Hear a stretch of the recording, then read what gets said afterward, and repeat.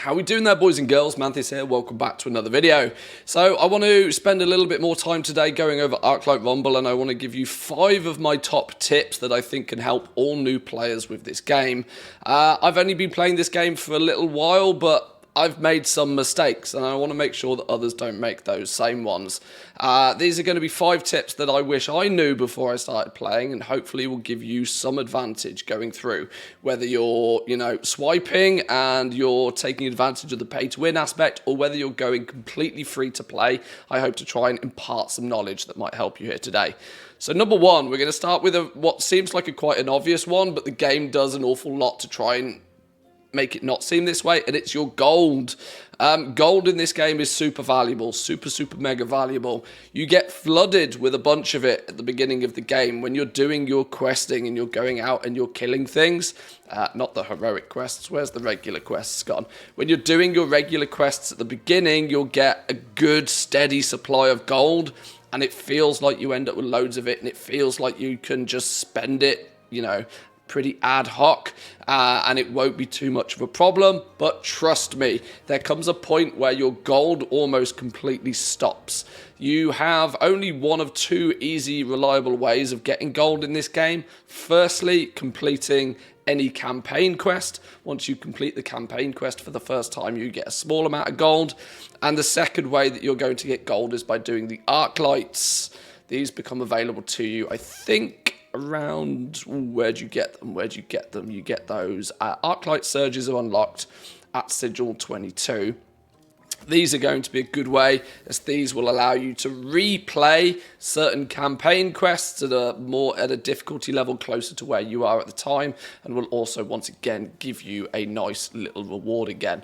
But your gold total is going to stop very quickly, so be quite cautious with how you spend it in the store. This leads me on to gold tip number 2, and it's that your collection level is critical. This will make sense with the gold side of things in a minute, but it took me a few days before I even realized this was a thing. You have collection level benefits, and these benefits are going to make your life so much easier if you can get your collection level up. How do you get your collection level up? Well, you are going to need to get it up by collecting more things. In this game, minis and leaders is going to be the thing that's going to push your collection level to begin with, and once you've potentially completed your deck of minis, then increasing the rarity of those minis is going to push your collection level further. This does mean that if you get a bunch of minis quite quickly, you can get your collection level up relatively speedily. Why do you want to get your collection level up? Well, it's quite simple. When you are either opening tomes on a daily basis through your sort of 3 per day via the questing system, or whether you are just repeatedly spamming quests, it is going to steadily increase the amount of experience you get each and every time. I believe quests start off at something pitiful like 6 experience, so you really want to work on getting that collection level up nice and quickly. This does kind of quite nicely lead into tip number 3, which is focus more than anything on collecting all of the minis to begin with. It's super tempting to go out there and start trying to cherry pick and upgrade some of your minis, but your gold at the beginning is much better spent just trying to get one of everything from the beginning. You can, for the most part, do this through your grid. You should hopefully end up with enough of a supply of gold at the beginning of the game to cherry pick anything that's new. There's going to be a few things that are going to be tempting for you to spend all of your gold on at the beginning, but try and resist, try and focus, or at least prioritize getting new minis over upgrading existing minis until you've completed most of your collection. 2 main benefits to this. Number 1 being that it's obviously going to mean when you're putting decks together, it's far easier to put decks together that synergize well and work well because you've got more different options to pull from. And secondly, as we were talking about previously, it's going to really help boost that collection level, which is definitely a good thing. Next on my list in terms of little tips is going to be join a guild. It seems really obvious. If you can't find a guild to join that seems to be active enough, consider making one yourself. Getting yourself in a guild nice and quickly is going to be very lucrative for you for the simple reason that you know, people working together is going to give you freebies, and freebies is always good. For every 2,000 points that you get as a guild, you get a free tome for each of the different families, and when you hit major checkpoints, you are going to get big rewards from the Guild War chest. The Guild War chest resets every 30 days, so if you can get yourself in a guild and get those numbers up, some freebies should come your way. Like I said, if you can't find an active guild, you want to look at maybe starting your own. And also guilds might be important for later on down the line when raids unlock. We don't know too much about the raids at this early point in the development of the game, but what we do know is that there's a good chance that raids, when they do release, will require multiple people from a guild to achieve success in them. So getting in a guild nice and early might be beneficial to you.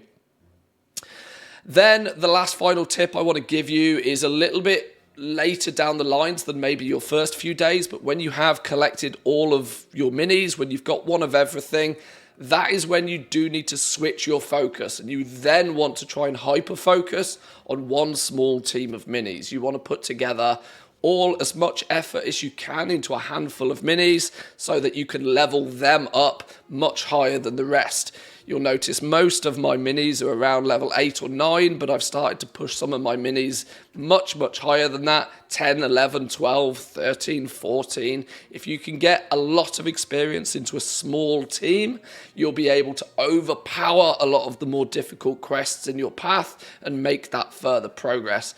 This becomes doubly important when you hit 50 and you unlock the heroic campaign, as the heroic campaign starts to get pretty tough, but the rewards for completing the heroic campaign are very juicy.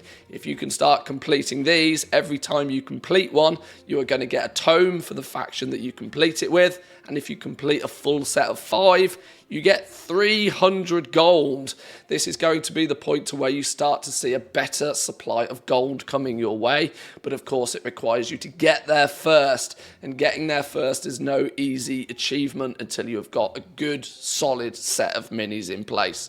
So there we go, boys and girls. That's my main sort of 5 tips that if I was to go back and play the game from the beginning again, I would really like to have known, as it would have prevented me making a couple of silly mistakes at the beginning, and I hope this is going to help you as well as in your quest to conquer this little game. So if you enjoyed the video, remember to give it a like, consider subscribing if you're new around here, and I'll catch you all next time. Peace.